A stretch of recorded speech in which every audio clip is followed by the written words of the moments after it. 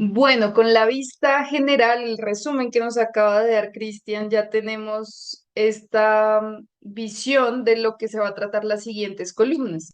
Vamos a adentrarnos ahora en cada una de ellas, y esta es la segunda columna de esa matriz de marco lógico que será nuestra construcción de indicadores. Como Cristian lo explicaba, bajo una lectura con lógica horizontal, nuestros indicadores deben permitir que sea posible medir el propósito u objetivo central, nuestros componentes y nuestras actividades. Y ustedes se preguntarán por qué hay un color gris en la parte superior en el campo del fin. Pues bien, la matriz del marco lógico aquí nos quiere decir que no tenemos que construir indicadores para el fin de los proyectos, y esto tiene una razón muy lógica de fondo, y es que el fin representa el cambio de largo plazo y al que el proyecto contribuye, pero no lo logra por sí solo y no podemos establecer una medición concreta cuando el impacto del proyecto, que idealmente logrará ese fin, se va a manifestar en mucho tiempo y que se escapa finalmente de nuestro alcance.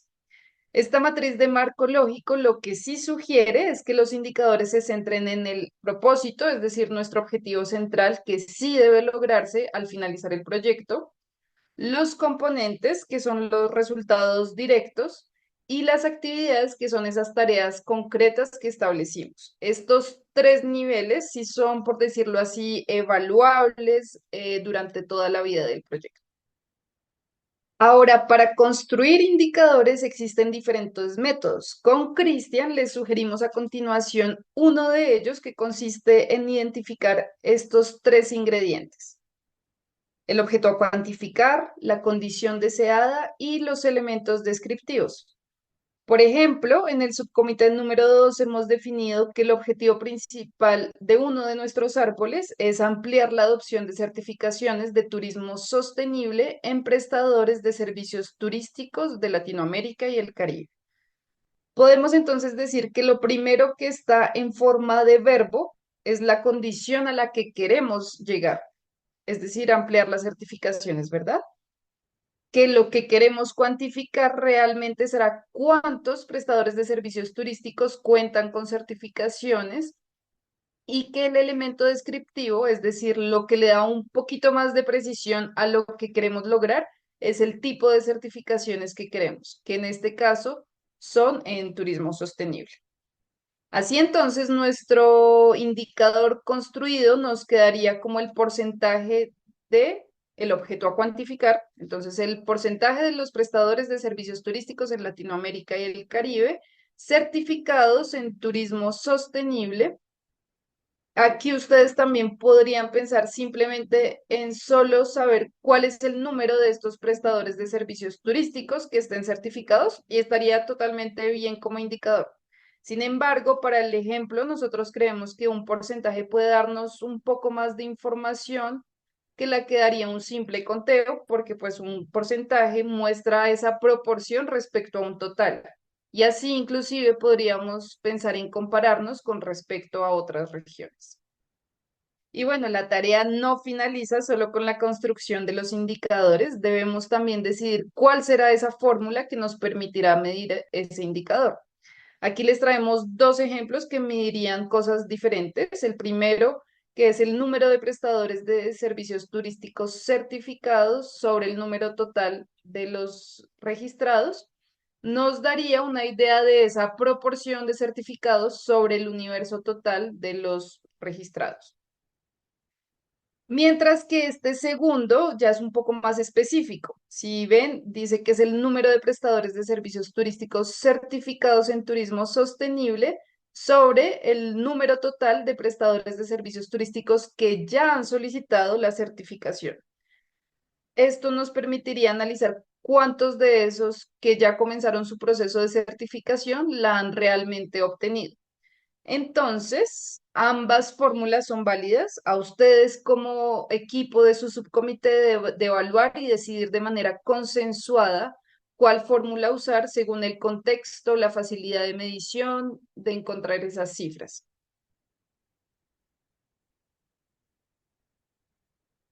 Y esta decisión también aplica a la elección del indicador, no solo a la fórmula.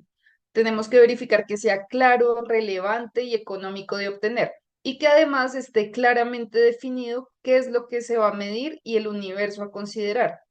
Por ejemplo, un call center podría llegar a querer cuantificar el número de solicitudes respondidas respecto a ese universo de un total de solicitudes que han ingresado al sistema.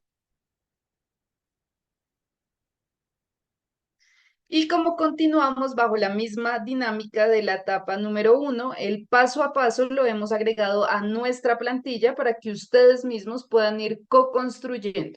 En la hoja de la construcción de indicadores les dejamos en la parte superior otros ejemplos de lo que acabo de explicar y en la parte inferior de la plantilla que va trayendo la información de los pasos anteriores.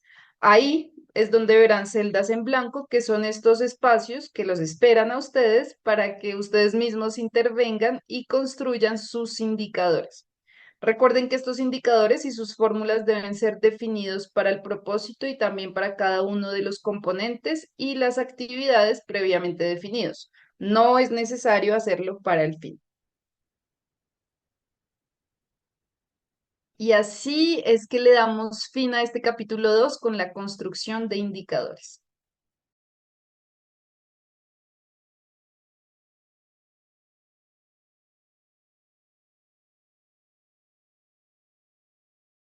Bueno, continuamos con el capítulo 3 de esta segunda etapa, medios de verificación.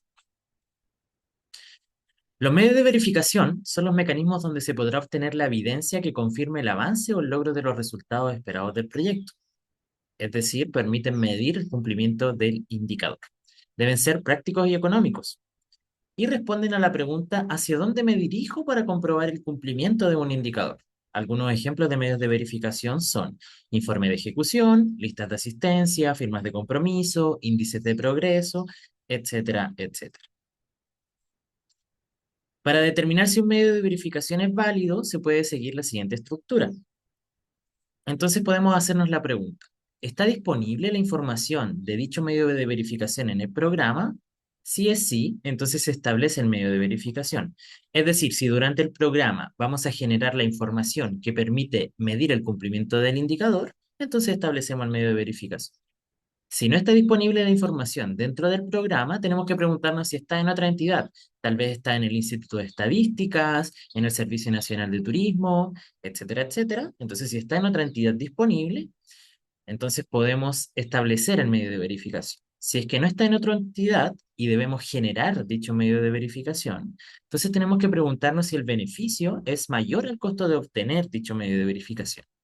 Si es que el beneficio es mayor al coste de obtenerla, se establece el medio de verificación. Si es que el beneficio es menor que el coste de obtenerla, se busca un proxy, es decir, vamos a medir el indicador de manera indirecta a través de otro medio de verificación que permita medir directamente el cumplimiento del indicador.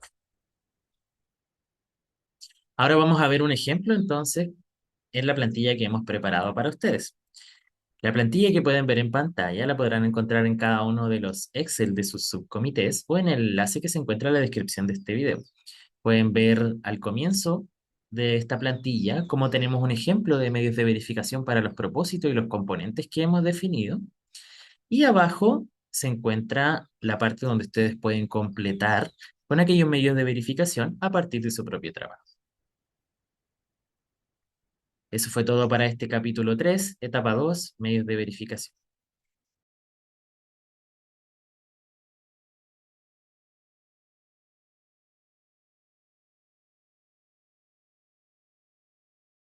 Pues bien, ahora vamos a entrarnos a la elaboración de nuestra última columna de la matriz, que son los supuestos. Un supuesto se define como aquel factor fuera del alcance directo del proyecto que debe darse para que se alcancen los distintos niveles de objetivos, desde las actividades en nuestro último nivel, pasando por los componentes y el propósito hasta el fin. Si lo vemos de nuevo desde una lógica vertical, se trata de esas situaciones o circunstancias que sintamos necesarias para que las actividades previstas generen los resultados esperados y en consecuencia se alcancen los objetivos del proyecto. Incorporarlos es entonces fundamental para que así podamos prever posibles riesgos, podamos pensar en medidas de respuesta y podamos realmente evaluar la viabilidad del proyecto. Y de nuevo, la plantilla queda esperándolos para que agreguen sus ideas de esos supuestos necesarios para que se dé lo que aparece en la columna de resumen narrativo. Recuerden que, como lo dijo Cristian, los supuestos no entran en esa lectura de lógica horizontal porque no entran en esa lógica de causalidad ni con los medios de verificación ni con los indicadores. Es decir, que a la hora de pensar en los supuestos van a hacerlo solo pensando en responder a qué es necesario que exista para que se dé lo que está en la columna del resumen narrativo. Por ejemplo, para el subcomité número 3, piensen en qué es necesario, pero que a la vez está fuera de su control para que se cumpla ese propósito de fomentar comportamientos responsables de los viajeros. Podría ser que los materiales y las campañas de sensibilización que ustedes están pensando elaborar sean y que son necesarias para que sean comprendidos por los viajeros, puede que sea una super campaña de comunicación, pero de nada sirve si al final a los viajeros no les está llegando el mensaje.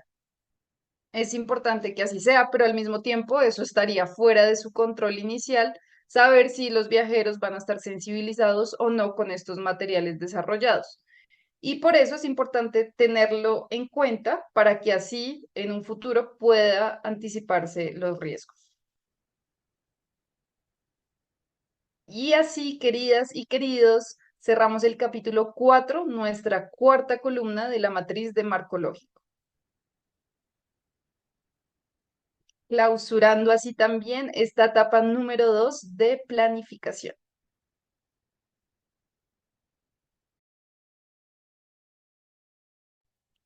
Aquí tenemos la referencia de todo el trabajo que se ha realizado hasta ahora y solo queremos agradecer por ver estos videos y por contribuir en este gran objetivo que plantea la Alianza Yuluca, donde luchamos por una Latinoamérica y el Caribe más unidos por un turismo sostenible. Muchas gracias.